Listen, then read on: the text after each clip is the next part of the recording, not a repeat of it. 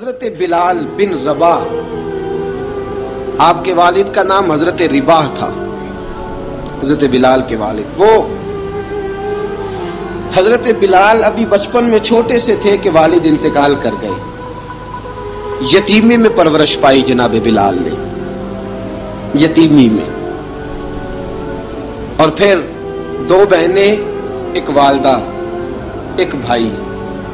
حضرت بلال حبشی کا یہ خاندان مکے میں بکتا بکاتا کسی طرح عبداللہ بن جدعان کے پاس پہنچ گیا۔ بڑا پکا کافر تھا، بڑا پکا۔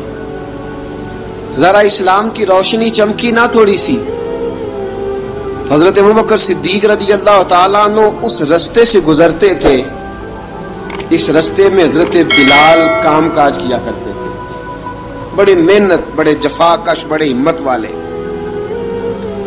حضرت صدیق اکبر نے ایک دن روک کے کہا، بلال کب تک تو اتنے خداؤں کو پوجتا رہے گا؟ کب تک تو اتنے خداؤں کو پوجے گا، جگہ جگہ ماتھا ٹیکے گا؟ یہ تجھے کبھی غلامی سے آزاد نہیں کریں گے۔ میں تجھے ایک دروازہ بتلاتا ہوں، اگر تو اس دروازے پہ آئے گا تو وہ تجھے مکے کی گلی سے اٹھا کے کعبے کی چھت پہ کھڑا کر دیں گے۔ گلی ہے میرے پاس، دامن مصطفیٰ سے جو بھی لپٹا وہ یگانہ ہو گیا، جس کے حضور ہو گئے اس کا زمانہ ہو گیا۔ حضرت بلال حبشی رضی اللہ تعالیٰ عنہ کو بات بتلائی، سلیم الفطرت آدمی تھے، سنجیدہ آدمی تھے، اچھا مزاج رکھتے تھے، فہم و فراست رکھتے تھے۔ جناب بلال نے کلمہ پڑھ لیا، کلمہ پڑھ کے نا تو سب لوگوں نے کہا، بہت سارے لوگوں نے اپنا اسلام چھپا کے رکھا ہوا تھا۔ دو واقعات ایسے ہوئے کہ حضرت بلال کا اسلام ظاہر ہو گیا۔ کسی کام سے بت خانے بھیجا عبداللہ ابن جدعان نے، بت خانے گئے تو لگے ہوئے تھے بت، کتار اندر کتار، بتوں کی کتاریں بنی ہوئی تھی۔ حضرت بلال نے مٹی اٹھائی اور بتوں کے منہ پہ مار کے کہنے لگے، جو اپنا چہرہ صاف نہیں کر سکتے وہ کسی کو نفع نقصان کیا پہنچائیں گے۔ جو لوگ دیکھ رہے تھے انہوں نے آ کے عبداللہ ابن جدعان کو بتایا، کہا تیرا غلام ہے اور تو بہت بڑا سردار بنتا ہے، تیری عزت خاک میں مل جائے گی کسی کو پتہ چل گیا کہ عبداللہ کا غلام مسلمان ہو گیا۔ عبداللہ بن جدعان نے راتوں رات امیہ بن خلف سے بات کی اور امیہ سے کہا، یار یہ غلام لے لو، مفتی لے لو۔ بتایا نہیں امیہ کو، بتایا نہیں کہ مسلمان ہو گیا ہے۔ امیہ نے لے لیا۔ امیہ بڑا سخت آدمی تھا، بڑی طبیعت میں سختی پائی جاتی تھی، اللہ اکبر، لیکن یہ محبت اور عشق یہ چھپائے چھپتے نہیں، اور مسلمان اپنے اسلام کا اظہار کیے بغیر رہ سکتا۔ ایک واقعہ اور رونما ہو گیا، حضرت بلال پھر ظاہر ہو گئے۔ ہوا کیا؟ حضرت عمار بن یاسر رضی اللہ تعالیٰ عنہ، مکے کے سارے کافر کٹھے ہو کے غریب آدمی کو مار رہے ہیں، غریب آدمی کو۔ جب اندر انسان کے چور ہوتا ہے تو بڑا سے بڑا آدمی بھی بزدل ہو جاتا ہے۔ جب اندر چور بیٹھ جائے نا تو بڑے سے بڑا آدمی بزدل ہو جاتا ہے، اور جب اندر صفائی ہو تو غریب سے غریب آدمی بھی بہادر ہو جاتا ہے۔ حق پہ ہونا چاہیے، سچا ہونا چاہیے، پھر بہادر ہو۔ حضرت عمار بن یاسر رضی اللہ، ایک غریب آدمی، مکے کے سارے سردار مکے کے چوک میں کٹھے ہیں اور ایک دیوار کے ساتھ کھڑا کیا ہوا ہے حضرت عمار بن یاسر کو، اور کوڑے مار رہے ہیں، زور زور سے کوڑے حضرت عمار بن یاسر رضی اللہ تعالیٰ عنہ کے بدن پہ لگتے ہیں، وجود لہو لہان ہے۔ حضرت عمار بن یاسر کو پتا تھا کہ بلال بھی مسلمان ہو گئے، لیکن ان کا خیال تھا کہ یہ کسی کو بتلائیں نہ تو ہی بہتر ہے۔ امیہ بن خلف آیا، سخت دھوپ تھی، جب کوڑے مار مار کے تھک گیا نا، ابو جال نے بھی مارا، ابو لہب نے بھی مارا، ابو سفیان نے بھی مارا، ابو البختری نے بھی مارا، اخنس بن شریک نے بھی مارا۔ امیہ بن خلف کی باری آئی تو تھک گیا نا مار مار کے، اسے پتا تھا کہ بلال بڑا سخت آدمی ہے، جو کام بھی کہو بلال کر دیتا ہے۔ امیہ نے کہا بلال سے، کہا بلال ادھر آ۔ حضرت بلال گئے، کہا یہ کوڑا پکڑ اور اس کو مار۔ جناب بلال نے کوڑے کی طرف دیکھا، پھر حضرت عمار کی طرف دیکھا۔ جناب عمار نہ دیوار سے ذرا آگے ہوئے تھوڑے سے، کانپتی ٹانگوں کے ساتھ تھوڑے آگے ہوئے اور حضرت بلال کے کان میں کہنے لگے یار 2-4 کوڑے مار لے، میرا کیا ہے، مجھے تو مار پاڑی رہی ہے نا، چل تو نہ اب اظہار نہ کر بیٹھنا، 2-4 کوڑے مار لے۔ حضرت سیدنا بلال حبشی نے نظر اٹھائی، جب پتا ہونا کہ سامنے آگ ہے اس میں کودنا بڑا مشکل کام ہے، جب پتا ہونا سامنے دریا ہے اس میں چھلانگ لگانا بڑا مشکل ہے، موت نظر آ رہی ہو تو اس طرف قدم اٹھتے نہیں۔ حضرت بلال کو پتا تھا یہ سارے کٹھے ہیں اور مجھے بھی ماریں گے، کوڑا دیا ہے اور اسلام اجازت دیتا ہے رخصت کی۔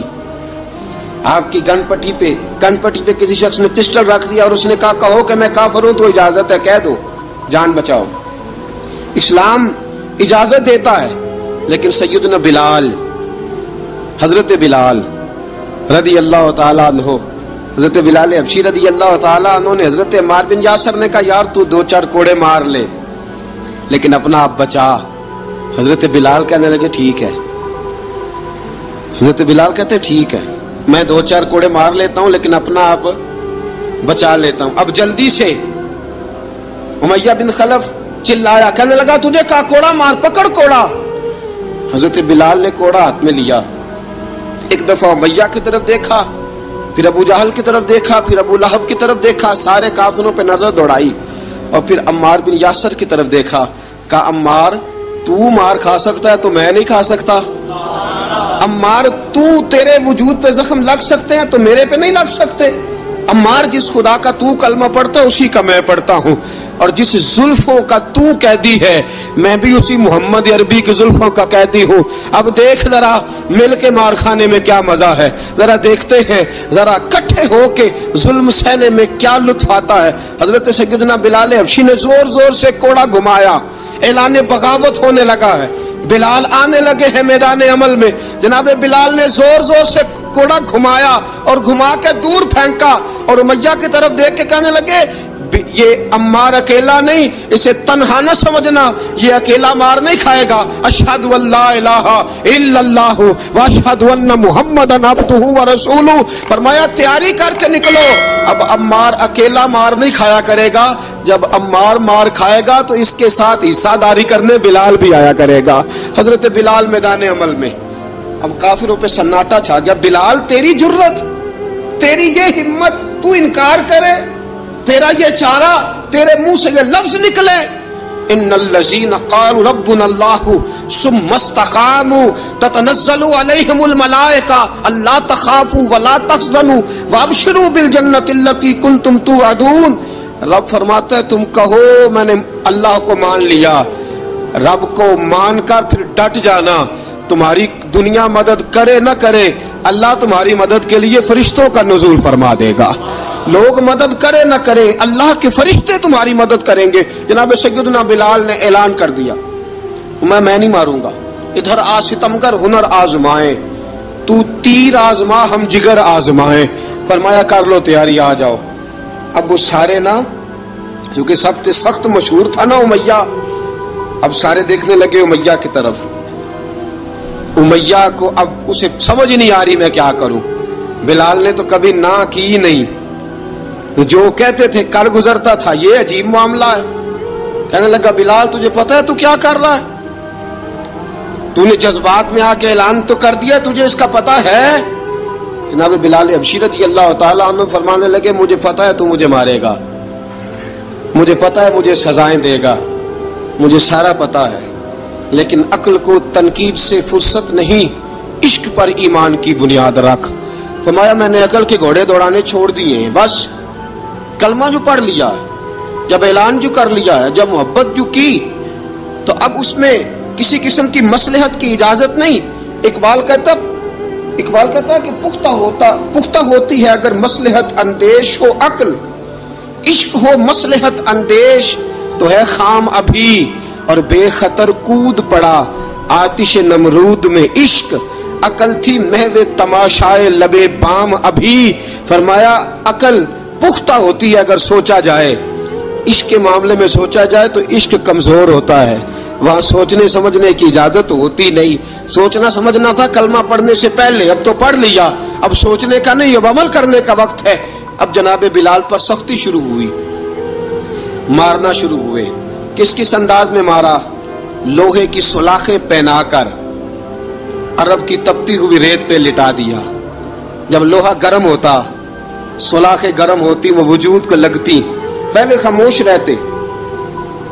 پہلے علامہ ندوی نے لکھا پہلے چپ رہتے، پہلے احد احد نہیں کہتے تھے، پہلے احد احد نہیں کہتے. جب تکلیف بڑھ جاتی نا تو پھر زبان سے نکلتا احد احد احد. وہ وحدہ لا شریک ہے، وہ وحدہ لا شریک ہے. جب تکلیف بڑھتی پھر امیہ کیا کرتا؟ پھر امیہ حضرت بلال رضی اللہ تعالیٰ عنہ کے گلے میں رسی ڈالتا اور مکے کے اوباش لڑکوں کے ہاتھ میں دیتا. مکے کی گلیوں میں کبھی کسی پاگل کو آپ گزرتے دیکھو نا، لڑکے اسے چھیڑ رہے ہوں، آپ کو پتا ہے وہ پاگل ہے، اس نے زیادتی بھی کی ہے. لڑکے چھیڑتے ہوں تو بزرگ اور سیانے لوگ منع کرتے، کہتے ہیں بدتمیزوں نہ کرو، وہ تو بیچارہ دیوانہ ہے، وہ تو پاگل ہے. مکے کی گلیوں میں حضرت بلال جب گلے میں رسی ڈال کے، ذرا دوستوں خیال تو کرو، بٹن کھلا ہو تو ہم بازار میں جانا پسند نہیں کرتے، کپڑے تھوڑے میلے ہوں تو گلی میں نکلتے نہیں. بلال تو مہذب آدمی ہے، سنجیدہ آدمی ہے، یہ کیا ہو رہا؟ حضرت بلال کے گلے میں رسی ڈال کے نا جب مکے کی گلیوں میں وہ نوجوان دوڑایا کرتے تھے، حضرت بلال رضی اللہ تعالیٰ عنہ کے قریب سے گزرتے تو گزرنے والے بھی عجیب بات کرتے. کوئی کہتا ذرا اور کلمہ پڑھ، کوئی کہتا بلا اب اپنے خدا کو تجھے بچائے، کوئی کہتا بلال تجھے کیا ضرورت پڑی تھی یہ سارا کچھ کرنے کی. ایک آدمی آیا کہنے لگا بلال اگر تیرا رب سچا ہے، تیرے رسول سچے ہیں، پھر تجھے بچاتے کیوں نہیں؟ پھر تجھے بچاتے کیوں نہیں؟ جب تو اتنا مخلص مومن ہے اور اتنا تیرے اندر خلوص پایا جاتا ہے تو وہ آتے کیوں نہیں تیرے دفاع کے لیے؟ وہ تیرے لیے ڈھال کیوں نہیں بنتے؟ حضرت بلال حبشی کا جواب بڑا زبردست تھا. جناب بلال کہنے لگے میں مخلص تو ہوں، میرا رب قادر بھی ہے، لیکن فرمایا جب تم جاتے ہو نا بازار میں برتن خریدنے، مٹی کا برتن لینا ہو تو ذرا ٹھوک بجا کے چیک کرتے ہو کچا ہے کہ پکا ہے. فرمایا رب رسول بھی ذرا ٹھوک بجا رہے ہیں کچا ہے کہ پکا ہے. فرمایا میں دعا کرو میں امتحان میں پورا اتروں، دعا کرو میں امتحان میں پورا اتروں. وہ ذرا مجھے ٹھوک بجا کے چیک کر رہے ہیں، ٹھوک بجا کے. حضرت بلال حبشی مارا ستایا تینوں لب دیاں آپ گواچے، سانو اپنی خبر نہ کوئی، ساتھوں پارے ککھ گلیاں دے، سانو آخ دے لوگ شدائی، ننگ نموس دا ساڑ کے چولا، گل پہنے تاج گدائی، آزم اپنا آپ گوایا ہے تاں یار نے چاتی پائی. حضرت بلال حبشی اتنی مار، اتنی تکلیفیں. اچھا حضرت صدیق اکبر گزرے. اچھا ایک بات اور لکھی ہے سیرت نگاروں نے، وہ کہتے ہیں کہ ایک تو تھا نا جب تکلیف ہوتی تھی تو احد احد کہتے تھے، ایک جب کوئی کافر نظر آتا تھا نا، اس طرح بندہ چڑھاتا نہیں کسی کو، جب کوئی بے ایمان کافر نظر آتا حضرت بلال کو تو آپ فرماتے احد احد احد، اللہ ایک ہے، اللہ ایک ہے، اللہ ایک ہے، اللہ ایک ہے. جب کوئی نظر آتا اب وہ مارتا، پھر آہستہ آہستہ وظیفہ پاک گیا، پھر سارا دن احد احد چلتا رہتا، سارا دن احد احد چلتا رہتا. حضرت صدیق اکبر گزرے قریب سے، بڑی تکلیف ہوئی. جناب ابو بکر صدیق رضی اللہ تعالیٰ عنہ نے کہا بلال اونچی ذکر نہ کیا کر، آہستہ کر لیا کر، اونچی آواز میں مارتے جو ہے تجھے تو اس طرح کر، ذرا ذکر دو ہے نا، ایک ذکر جلی ہے ایک ذکر خفی ہے، تو دل میں ذکر کر لیا کر، اونچا نہ کیا کر، مار سے تو بچ جا. تو بلال نے کہا ٹھیک ہے، آپ نے جو نسخہ دیا اس پہ عمل کروں گا. 2 دن حضرت بلال حبشی نے دل میں ذکر کیا، مار ہی نہیں پڑی، مار ہی نہیں پڑی. جفا جو عشق میں ہوتی ہے، اقبال کہتا ہے جفا جو عشق میں ہوتی ہے وہ جفا ہی نہیں، ستم نہ ہو تو محبت میں کچھ مزہ ہی نہیں. حضرت بلال کو مارنا نہ پڑی، 2 دن مار نہ کھائی تو تیسرے دن امیہ داخل ہوا تو کہنے لگے احد احد احد. اس نے پھر پکڑ لیا درہ، پھر اٹھایا کوڑا، پھر لگا مارنے. جناب حضرت بلال حبشی رضی اللہ تعالیٰ عنہ کو مار پڑ رہی ہے. جناب صدیق اکبر گزرے، کہا بلال تجھے منع کیا تھا، تو پھر شروع ہو گیا ہے. کہا حضور آہستہ ذکر کرنے میں مزہ ہی نہیں آتا، یہ مجھے مارتے نہیں، کسی کو کیا پتا چلے گا کہ بلال پہ سختیاں ہو رہی ہیں. حضرت بلال حبشی. اب سیدنا صدیق اکبر فرماتے ہیں کہ رسول پاک گزرے، बिलाल को मार पड़ रही थी। मेरे हबीब पाक की आंखों में आंसू आ गए। बेखबर हो जो गुलामों से वो आका क्या है। हुजूर की आंखों में आंसू, और हुजूर ने दुआ फरमाई कि या अल्लाह मेरे बिलाल को निजात दे दे, या अल्लाह मेरे बिलाल को निजात दे दे। रसूल पाक ये कह के गुजर गए। एक कोने में, हरम शरीफ के कोने में बैठ के रसूल पाक रो रहे हैं। जनाब सिद्दीक अकबर ने कहा हुजूर क्या हुआ? फरमाया अबू बकर सोच रहा हूं खुदा अगर मुझे पैसे दे तो मैं बिलाल को खरीद लूं, अगर रब पैसे दे तो खरीद लूं, सोच रहा हूं। जनाब अबू बकर सिद्दीक घर गए, घर जाके हजरत अब्बास को भेजा, कहा उमैया मेरा मुखालिफ है, मुझसे वो बात नहीं करेगा, आप जाइए, आप जाके कहिए बिलाल को बेच डाले। हजरत अब्बास ने जाके कहा बिलाल को बेच दो।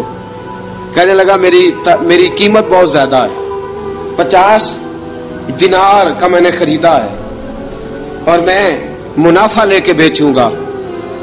हजरत अब्बास ने आके जनाब सिद्दीक अकबर को बताया तो अबू बकर सिद्दीक फरमाने लगे चल मुझे साथ ही ले जा, देख लेते। पहुंचे, जब अबू बकर सिद्दीक को आते देखा ना तो चिढ़ गया।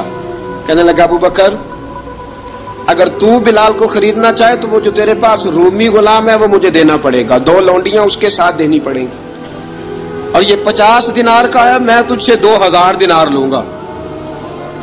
50 दिनार का है, 2000 दिनार लूंगा।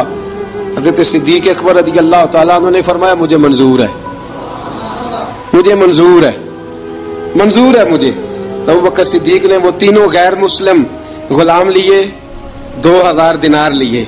हजरत अब्बास ने भी कलमा नहीं पढ़ा था। कहने लगे अबू बकर तू कामयाब ताजर है, क्या करने लगे हो? तो हजरत अबू बकर सिद्दीक कहने लगे आपने भी कलमा नहीं पढ़ा, आपको इस सौदे का पता नहीं, आप अभी इस लज्जत आशनाई से वाकिफ नहीं, आपने भी ये जायका चखा नहीं, आप अभी इस राह से गुजरे नहीं, आपको पता नहीं ये भी एक जायका है, ये भी एक सौदा है, ये भी एक लज्जत है, ये भी एक गहराई है, ये भी एक मजा है, इसका भी आपको इल्म नहीं, आपने कलमा नहीं ना पढ़ा। मोहब्बत को समझना है तो ना से खुद मोहब्बत कर, किनारे से कभी अंदाजा तूफान नहीं होता। फरमाया अभी तू राह गुजर में है, कहते मकाम से गुजर, अभी जरा आगे चलेंगे ना, जब आप कलमा पढ़ेंगे तो आपको पता चलेगा। हजरत सैयदना बिलाल हबशी को लेने के लिए सिद्दीक अकबर पहुंचे, 2000 दिनार, 3 गुलाम पढ़े लिखे सियाने समझदार जब दिए ना तो उमैया खिलखिला के हंसा। कहने लगा अबू बकर बड़े घाटे का सौदा किया तूने, अबू बकर तूने बड़े घाटे का सौदा किया है। ये पढ़ा लिखा मुझे दे के जा रहा है और ये अनपढ़ तू लेके जा रहा है, ये खूबसूरत रूमी गुलाम दे के जा रहा है और ये हबशी काले रंग का तू लेके जा रहा है, और 50 दिनार का गुलाम 2000 दिनार में तू लेके जा रहा है। इतने घाटे का सौदा, इतनी बड़ी नादानी। हज़रत जनाब सैयदना सिद्दीक अकबर रज़ी अल्लाह ताला कहने लगे उमैया तू काफर है, लेकिन तूने अभी भी पैसे थोड़े मांगे हैं, तूने बिलाल का रंग देखा है, मैंने मुस्तफा के इश्क का रंग देखा है। फरमाया तू अभी इसके रंग में उलझा हुआ है और मैं जो इसके बातन का हुस्न है वहां तक पहुंच गया हूं। हजरत सैयदना बिलाल हबशी रज़ी अल्लाह ताला अन्हु साथ खड़े, जनाब अबू बकर सिद्दीक रज़ी अल्लाह ताला अन्हु ने इरशाद फरमाया अगर मैं यमन का हुक्मरान होता, यमन का बादशाह होता, और तू मुझे कहता कि बिलाल मैं तब दूंगा जब तू मुझे यमन की हुक्मरानी देगा, फरमाया मैं तुझे यमन की हुक्मरानी भी दे देता लेकिन बिलाल को जरूर खरीद के ले जाता। हजरत बिलाल हबशी